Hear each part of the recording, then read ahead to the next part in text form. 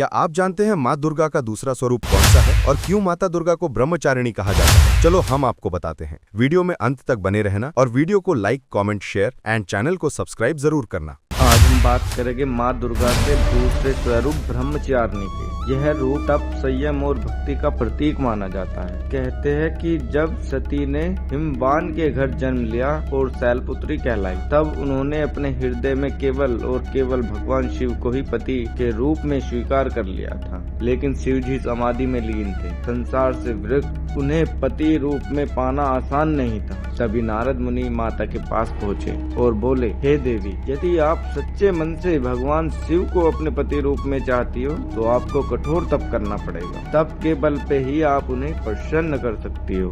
माता ने यह सलाह मान ली और फिर शुरू हुआ ऐसा तप जिसका उदाहरण पूरे ब्रह्मांड में नहीं मिलता। माता ने हजारों वर्षों तक केवल जड़ी बूटियों और फलाहार पर जीवित रहकर तपस्या की। फिर वे वर्षों तक केवल बेलपत्र और गंगा जल पर निर्भर रही और अंततः केवल वे ध्यान और श्वास पर ही टिक गई। वर्षों की कठोर तपस्या से उनका शरीर दुर्बल हो गया। देवता भी उनकी साधना देखकर आश्चर्यचकित हो उठे। उनके इस कठोर व्रत के कारण ही ब्रह्मचारिणी कहलाई, अर्थात वह जो ब्रह्म और तप का पालन करती है। कहते हैं कि इस कठोर तप से प्रसन्न होकर भगवान शिव ने उन्हें अपनी अर्धांगिनी के रूप में स्वीकार किया। यहीं से उनकी साधना का फल मिलता है। संसार ने सीखा कि धैर्य, संयम और श्रद्धा से असंभव भी संभव हो सकता है। माँ ब्रह्मचारिणी के एक हाथ में जपमाला और दूसरे हाथ में कमंडल रहता है। वे नंगे पैर साध्वी के वेश में दिखाई देती है। उनका यह रूप हमें दिखाता है कि जीवन में सच्चाई, शक्ति